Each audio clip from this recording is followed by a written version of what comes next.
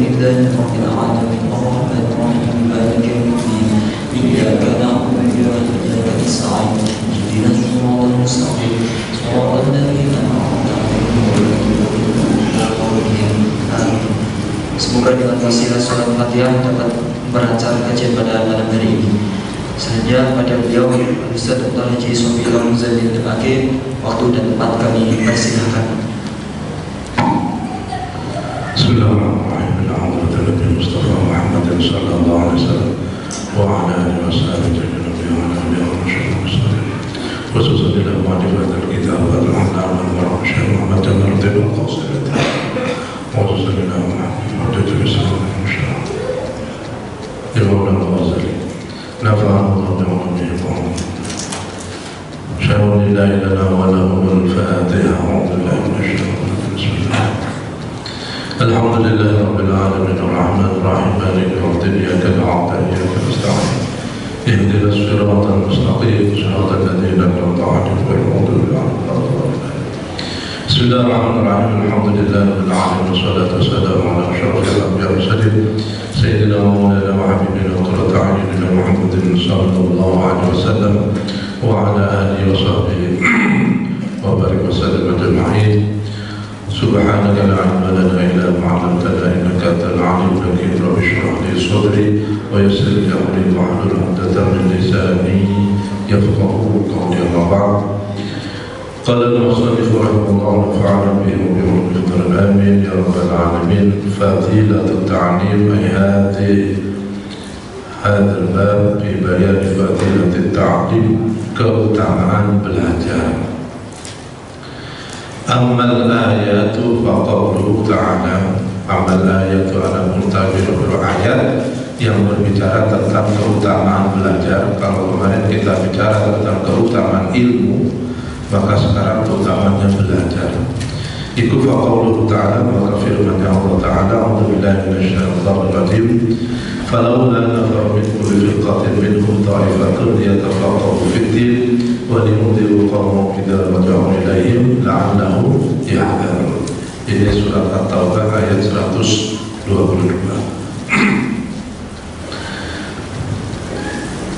Falawla nafara, hendaklah sebagian golongan min kulli firqatin, dari segolongan yang kecil, minhum saking nafar, ta'ifah ada sekelompok, liyatafaqahu yang mempelajari, mendalami ilmu agama fiddin, liyatafaqahu untuk mendalami fiddin dalam pengetahuan agama. Surat At-Taubah ini sabab nuzulnya berangkat sebenarnya ayat perang, ya. Ayat perang suatu ketika, ini jawaban dari Allah. Karena kaum musyrik munafik itu menyebarkan hoak. Jadi hoak itu sudah ada sejak zaman Rasulullah, dan bahasanya itu karangan munafik, bukan musyrik tapi munafik. Makanya munafik itu ya nggak jelas, dirwajhain, ya kan, mempunyai dua wajah. Dalam bahasa politik apa? Punya dua kaki. Kodoyo kineyo, kanan kiri oke, gitu ya. Nah, itu dalam bahasa politik. Kalau dalam bahasa agama, dirwajhain, orang yang memiliki dua wajah. Cirinya apa? Cirinya orang kalau punya dua wajah itu mesti membawa nama orang lain. Jadi semangatnya apa? Kalau ngomong sama orang itu mesti ditampilkan semangat untuk membahas orang yang tidak disuka. Kalau ada orang begitu sudah ciri. Budi tidak suka sama Irwan misalnya. Saya tahu Budi tidak suka sama Irwan tidak suka sama Budi. Maka ketika saya ketemu Budi, maka yang temanya saya bahas Irwan. Kan mesti menarik kan? Mesti nyangkel, apa? Mesti nyawur, mesti semangat karena membahas orang yang tidak disuka. Nah, disitulah bumbu-bumbunya masuk. Nah, digantilah informasi. Ketemu dengan Irwan, ya, bahaslah tentang Budi. Itu ciri. Makanya orang jujur itu, orang baik itu ketika berbicara tidak pernah menyebut nama orang, itu berarti ciri orang baik. Kalau bapak ibu, bapak ketemu sesama bapak ngobrol nggak nyebut nama orang, berarti orang baik. Bisa nggak ngomong? Mungkin 5 menit bisa. Nah, menit ke-6 itu menit ke-6, ke-7 saya nggak nyebut ibu-ibu ya. Jadi kalau ciri orang baik itu, ciri orang tidak baik munafik sebaliknya. Mulai dari pertama sudah saya ketemu Ilham, wah gitu ya. Salam pembukanya sudah saya ketemu orang, sudah menyebut orang. Jadi bisa mencirikan ya, Bapak Ibu kalau ngobrol dengan orang baru, kok sudah nyebut nama orang, nah itu harus kita hati-hati. Kenapa sih harus menyebut orang? Harus merinci sifat orang. Karena tetap berlaku kaidah sesama biskota dilarang menyalip, kan gitu ya? Atau bahasa agamanya la ya'riful wali la wali. Hanya orang tidak baik yang tahu kalau orang itu tidak baik. Hanya orang sombong yang tahu kalau orang lain itu sombong. Kalau orang baik itu kacamatanya selalu husnudzon pada siapapun. Kok saya melihat orang lain itu sifat jeleknya, berarti bisa jadi sifat jelek yang saya lihat itu lebih besar saya dibanding orang yang saya lihat. Itu yang kita muhasabah. Kok yang saya lihat dari orang itu selalu sisi negatifnya, berarti kacamata kita memang negatif. Kenapa? Ya berarti sifat kita ini yang jelek itu jadikan sebagai mirror, sebagai kaca yang memantul pada kita. Kita syukurlah Allah masih membuka nurani kita untuk melihat itu. Wah, ketemu orang mesti kok sombong sih. Wah, ketemu orang kok bakhil, misalnya. Kok sisi itunya yang kita lihat, kok tidak yang baiknya saja? Apa sih manfaatnya melihat sisi negatif dari orang itu? Selain menimbulkan antipati, kebencian dan lain sebagainya, apa untungnya bagi kita? Ya. Jadi kita melihat orang lain selalu positif saja. Kalau dia jelek, itu urusan dia dengan Allah. Karena orang jelek itu pasti tidak nyaman hidupnya. Dia sudah tersiksa dengan sifat jeleknya. Gak ada orang jelek itu enak hidupnya, gak ada. Pembohong dia akan tersiksa untuk menjaga kebohongannya, ya kan? Orang munafik akan tersiksa kalau tawan, jadi nggak enak. Makanya saya selalu diwanti-wanti oleh banyak guru saya. Jujur itu menenangkan. Sudahlah, kalau kamu ingin hidup mutmainnah, jujur, nggak ada beban orang jujur. Kalau orang tidak jujur itu banyak bebannya. Takut ketahuan, itu sudah siksa. Inna azabi lasyadid. Nah, itu. Makanya kita diminta bersikap yang apa adanya, jujur. Orang jujur itu pemberani loh. Sifat pemberani itu hanya dimiliki orang jujur. Dia teguh dengan prinsipnya. Ini benar kok. Saya katakan apa yang saya katakan benar. Kalau penakut nggak mungkin jujur. Jujur hanya dimiliki oleh orang yang pemberani. Kalau Anda jujur, Anda berarti pemberani yang sebenarnya, menjaga integritas bahasanya itu kan, itu orang hebat. Ya. Kalau masih berita-berita dia, makin menakut dia. Wah, nanti kalau saya katakan yang jujur saya kena, itu berarti kan dia tidak yakin dengan nilai kebenaran yang dia yakini itu sebagai kejujuran itu. Nah, ayat ini lahir sebab nuzulnya karena suatu perang ada beberapa sahabat yang tidak ikut berangkat perang. Sahabat itu masih taklim, mengajar pada sahabat anak-anak sahabat yang masih kecil, masih tidak ikut perang. Maka dimunculkanlah isu oleh para bazar, para munafik ini, biar sampai kepada telinga Rasulullah. Kalau ternyata orang Islam atau orang Muslim itu banyak sahabat-sahabat yang tidak setia dengan perintah jihad fisabilillah. Wah, dimunculkan fitnah itu kan. Kenapa? Kebenaran sekarang ini itu sepertinya sama dengan yang dulu. Sehingga dikatakan kalau kebenaran yang sejati adalah kebenaran yang berdasarkan fakta. Ya? Tapi sekarang sudah berubah. Kebenaran itu bukan berdasarkan fakta, tapi berdasarkan kebohongan dan persepsi yang diulang-ulang, sehingga menjadi kebenaran. Ini kan sudah luar biasa ya, apalagi soal pilpres itu, masya Allah. Apa yang tidak dipelajari? Ya, Kita diajak untuk memfitnah ini, fitnah ini dan sebagainya. Yang semula kita tidak percaya, tapi terus menerus di medsos, akhirnya kita percaya. Oh iya ya, berarti itu pemimpin nggak benar. Padahal itu berdasarkan persepsi. Atas dasar ketidaksenangannya dibuatlah fitnah dan diulang-ulang. Akhirnya menjadi kebenaran. Sementara kebenaran yang hakiki tenggelam oleh kebenaran yang palsu. Itu sekarang zaman medsos begitu.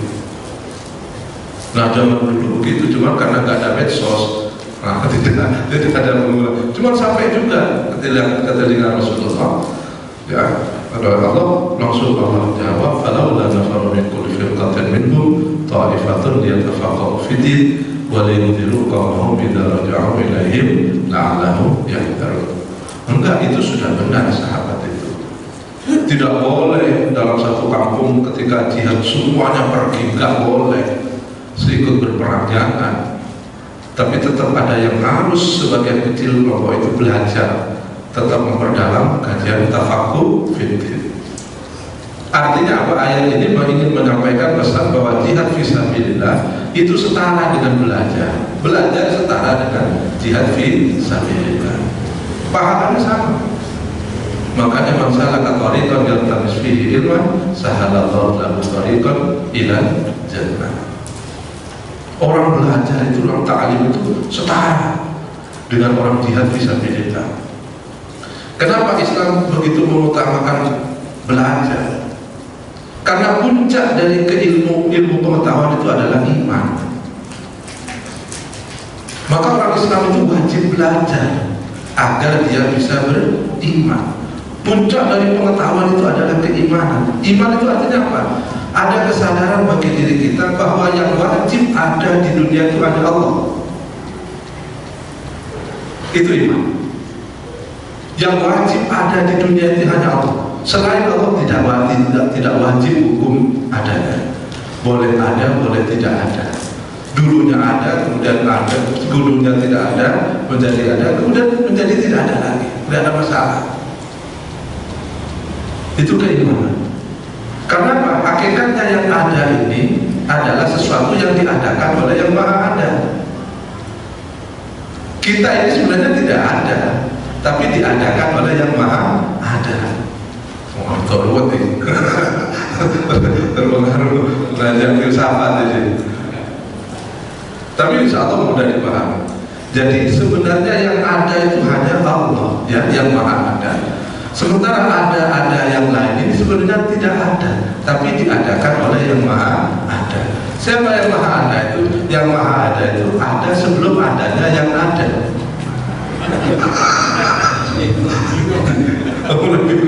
Mulai bingung. Jadi yang ada itu, yang maha ada itu ada sebelum kata ada itu ada. Nah, paham ya? Ketika saya menyebut ada, itu berarti ada dua makna. Ada makna waktu, ada makna tempat. Paham? Ketika saya menyebut kata ada, itu berarti mengandung dua elemen, dua unsur. Unsur waktu dan unsur tempat. Itu ada di mana? Nah, berarti tempat. Kapan adanya? Berarti waktu. Nah, bedanya antara khaliq dengan makhluk itu pada unsur itu. Khaliq tidak mengenal unsur tempat dan waktu, karena tempat dan waktu diciptakan oleh yang khaliq, oleh Allah. Semua makhluk itu pasti melekat waktu dan tempat. Ada berapa alam? Ada 3 alam, ya. Ada 4 alam. Pertama alam kandungan, itu ada tempat, ada waktu. Lahir ke dunia, alam dunia, itu ada tempat dan waktu. Kekuburan juga ada, meskipun dimensi waktunya berbeda. Jangan pakai ROG kalau di kuburan, sampai mati berapa kali baterainya. Itu beda, dimensi waktu dan tempat, tapi ada waktu. Masuk akhirat juga sama, ada dimensi tempat dan waktu. Sehingga ada ukuran orang yang bermaksiat sekian hari, 1 hari akhirat sama dengan 1000 tahun, 100 tahun di dunia. Bisa bayangkan kita, kalau kita bermaksiat di dunia ini 1 tahun saja,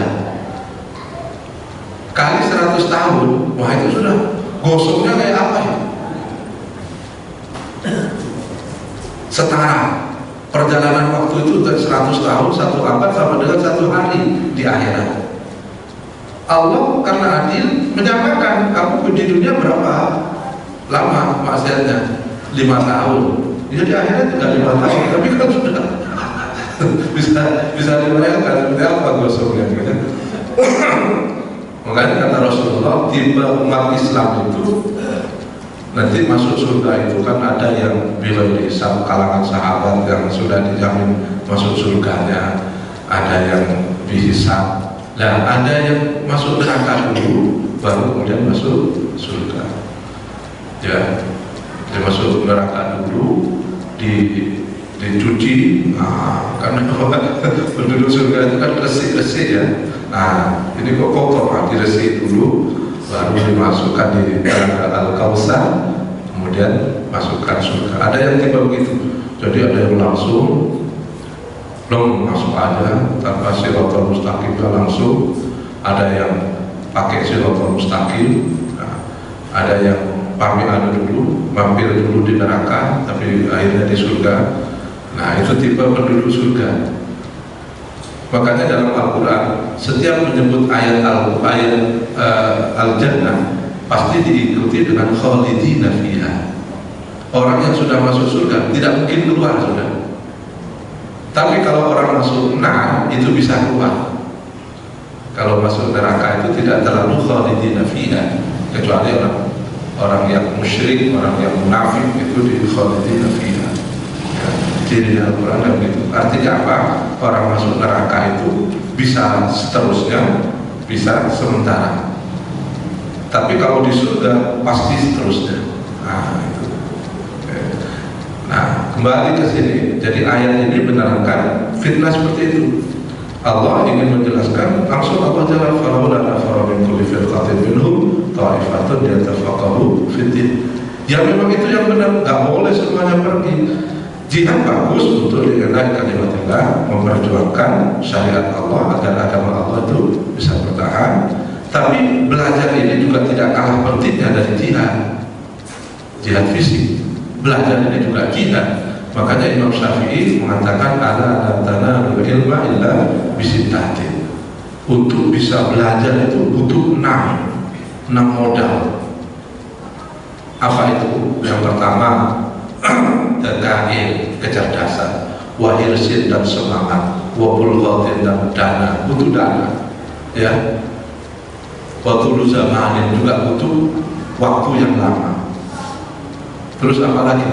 Wa irsyadin, dan ada butuh guru yang mengajarkan. Itu komponen-komponen ini yang harus dipenuhi untuk belajar itu.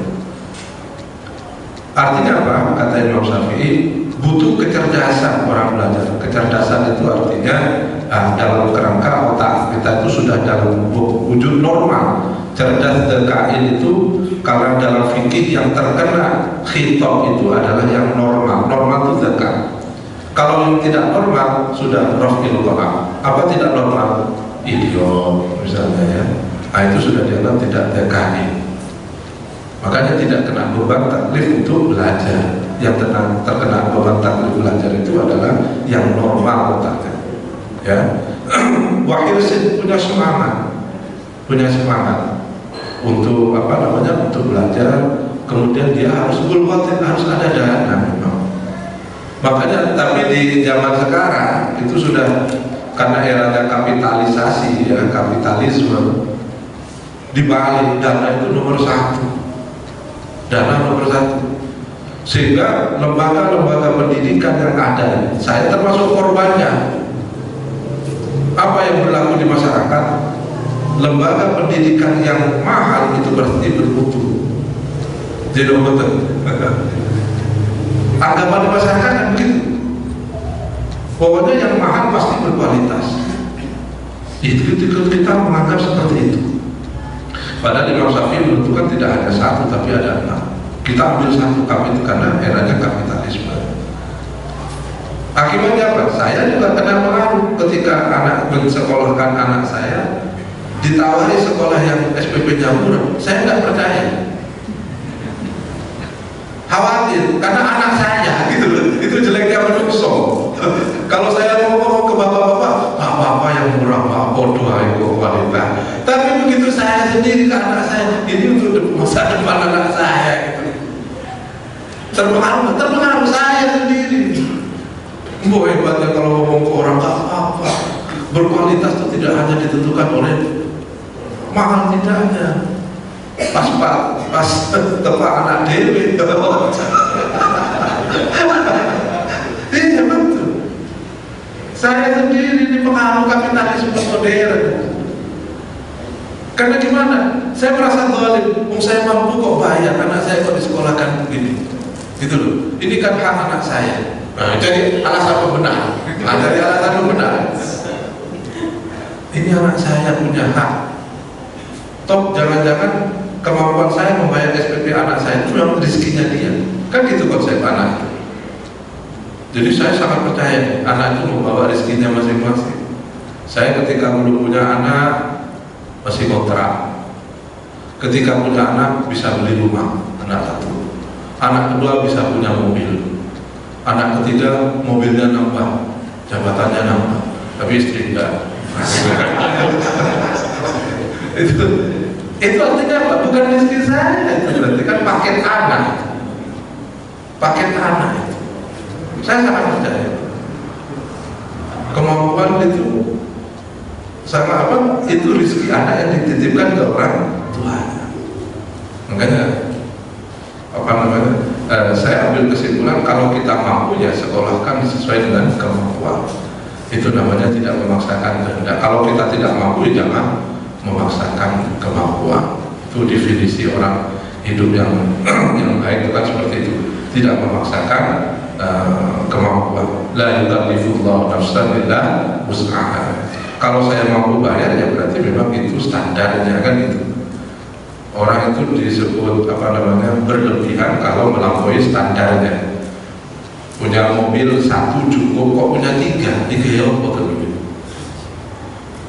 Ya kan? Saya dulu punya ini ketika tambah anak istri itu kan ada mobil gila cukup.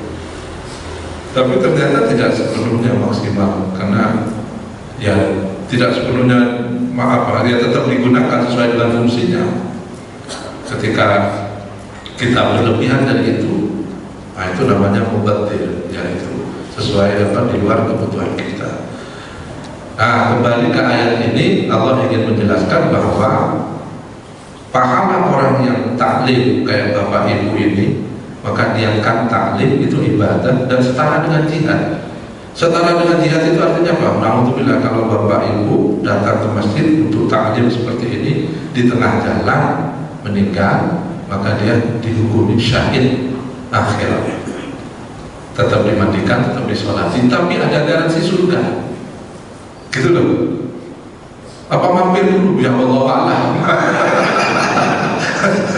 Yang penting kan endingnya sudah happy ending. Gitu. Yang penting happy ending. Kalau persoalan dicuci dulu ya salahnya. Kenapa dulu kok mengumpulkannya buat yang begitu? Kan salah kita. Tapi happy ending kita sudah ada garansi surganya itu yang alhamdulillah kan. Husnul khotimah kan. Persoalan dicuci dulu ya salah dewe lah kok ngelakoni ngono ya. Jadi orang yang taklim itu hukumnya jihad syahid kalau mati dalam proses. Makanya mahasiswa itu dia datang dari luar Jogja datang ke Jogja untuk semangat taklim. Dia itu sama dengan jihad fisabilillah. Saya mendirikan pesantren khusus mahasiswa. Semangatnya itu Bapak Ibu. Saya gratiskan itu khusus mahasiswa. Kenapa? Ini orang-orang jihad semua, mujahid semua yang datang ke sini. Dan dia paling tidak saya berharap dapat tempiasan dengan memfasilitasi orang berjihad itu kan sama dengan berjihad hukumnya. Mandala ala khairin wa itu kan sama. Mislu saya menunjukkan memfasilitasi orang belajar. Semoga saya juga dihukumi berjihad juga fi sabilillah. Itu semangat saya. Makanya saya mendirikan itu karena itu tujuannya, nggak ada yang lain. Dan alhamdulillah semenjak saya mendirikan pesantren itu, semua kebutuhan hidup keluarga saya itu dipenuhi oleh Allah. Karena saya tidak minta sama santri, saya minta kepada Allah, ya Allah, SPP-nya tolong berikan ke saya. Saya tidak mau nagih ke santri, tidak. Kalau saya nagih ke santri, saya kan tidak elegan, Pak. Jadi, maksud tiap bulan nagih begini, gimana di hadapan santri saya? Saya tidak mau, saya gagah di depan santri. Saya tidak minta kamu tiap bulan, udah, silakan. Tapi tiap malam saya minta sama Allah. Ya Allah, itu SPP-nya ya Allah bayar. Dan Allah memberikan, memenuhi semua. Sampai di rumah saya itu yang namanya gula, itu kebutuhan gula. Itu sampai ngelihat istri saya buka toko kelontongan gitu loh, numpuk kebutuhan itu, bahkan kebutuhan anak saya. Karena santri saya itu mulai paham butuhnya kayak ciki-ciki, itu sudah terpenuhi semuanya, melampaui yang saya butuhkan. Itu SPP dari Allah yang bayar, itu Allah yang bayar. Kalau saya minta ke santri, nggak cukup saya, Pak, nggak cukup. Ya, saya tagihnya kepada Allah. Wah, ada dulu itu santri saya dari Purworejo yang memang tidak mampu. Saya bantu agar belikan sepeda ontel yang bekas, berapa, 300.000 Pak. Tahu anaknya saya belikan sepeda ontel, orang tuanya datang Pak pakai gol pickup, bawa hasil bumi. Masya Allah. Ingin berterima kasih 300.000, biayanya berapa itu dari sana? Nyewa gol pickup hasil bumi. Orang tua itu kayak begitu. Kenapa kok mampu? Ya Allah mampukan dia menyewa kol pickup, mengisi kol pickup sampai penuh. Itu Allah semua. Karena saya tidak minta sama dia, saya mintanya kepada Allah. Itu ya. Saya percaya yakin selama ini itu. Tapi saya memang tidak pernah pasang papan nama pesantren saya itu. Bahkan Kanwil sendiri yang telepon saya, itu harus diizin surat itu. Enggak, saya buatkan surat izin. Pendirian pesantren kan harus ada surat izinnya. Saya nggak berniat mendirikan.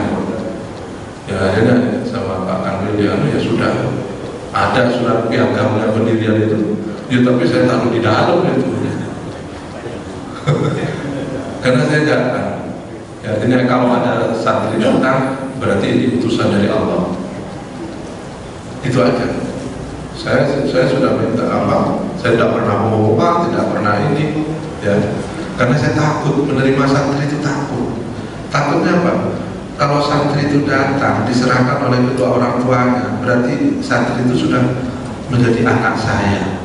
Tanggung jawab saya dunia akhirat. Enggak main-main, Pak. Makanya saya kalau kedatangan santri itu paling takut saya. Iya. Jadi saya sangat batasi sekali santri-santri itu, kecuali ada referensi. Misalnya anak saya mondok di pesantren ini, terus kiainya nelpon ini alumni ini ya diterima. Repot saya kalau sudah begitu. Kalau referensi kayak gitu ya sudah sampai awal kok nanti gitu. Dan referensi dari kiai anak saya ya sudah, itu guru saya. Nah itu. Tapi itu tadi sekali lagi ayat ini ingin menjelaskan kepada kita bahwa taklim itu ya belajar agama semacam ini, puncak dari pengetahuan apapun jenisnya pengetahuan di dunia ini, itu pengetahuan itu kan sifatnya hadis baru ya, karena produksi dari hasil akal budi manusia ya, hadis. Sementara keimanan itu harusnya menjadi fondasi sebagai yang qadhim. Maka jangan sampai pengetahuan itu menjadi alat ukur dari kebenaran. Ya, menjadi alat ukur satu-satunya dari kebenaran. Tapi harus kebenaran terakhir itu harus menjadi parameternya adalah keimanan.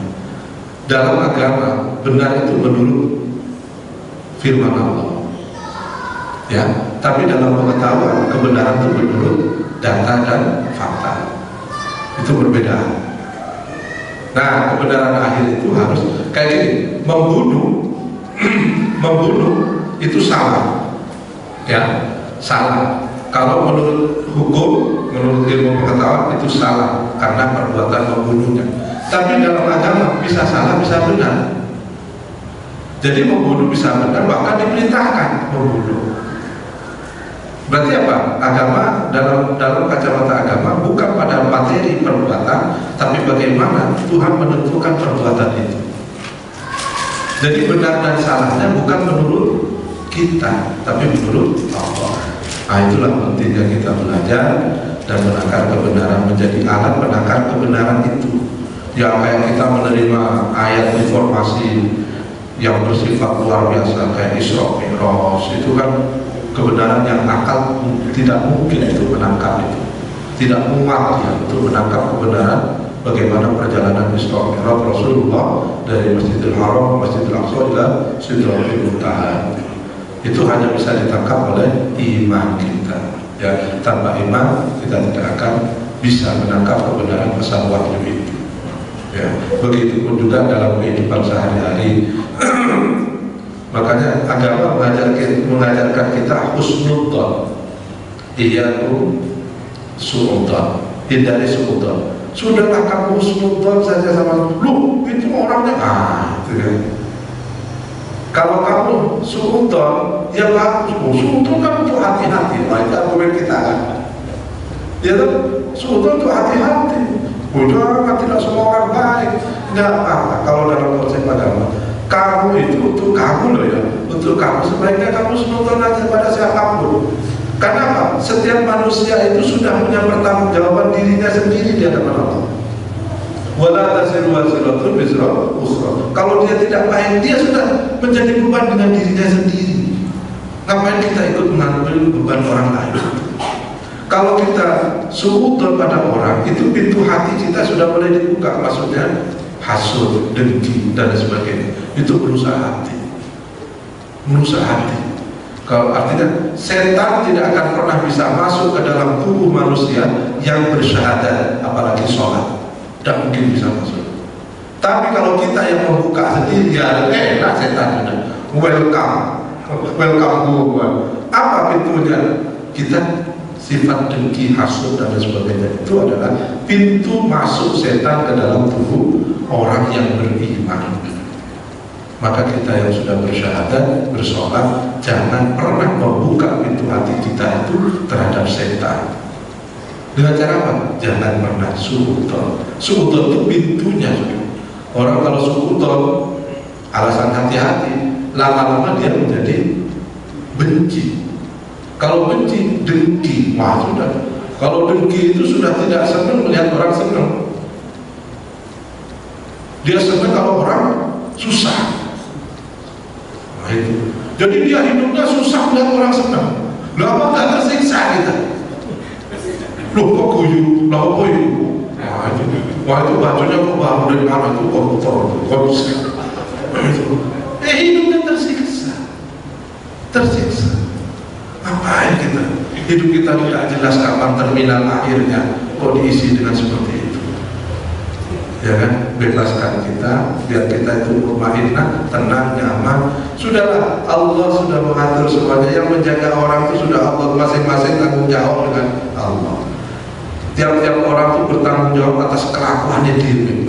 Dia sudah menanggung dosanya sendiri, akibatnya dan sebagainya. Dia sudah bertanggung jawab dengan Allah. Gak usah kita ikut-ikutan masuk. Dia benci pada kita, nggak apa-apa. Dia sudah tersiksa dengan rasa bencinya. Ya kan? Setiap bapak ibu benci pada siapapun, hidupnya akan tersiksa dengan rasa benci itu. Tapi coba bapak ibu senang pada hidupnya akan bertambah bahagia.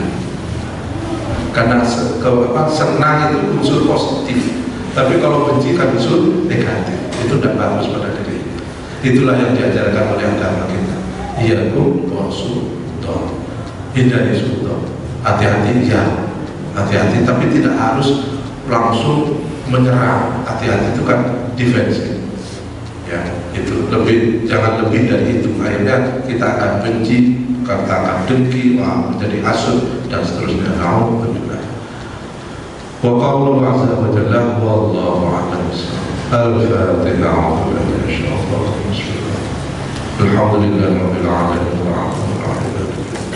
Iyyaka na'budu wa iyyaka nasta'in. Shiratal ladzina an'amta 'alaihim. Assalamu alaikum warahmatullahi wabarakatuh.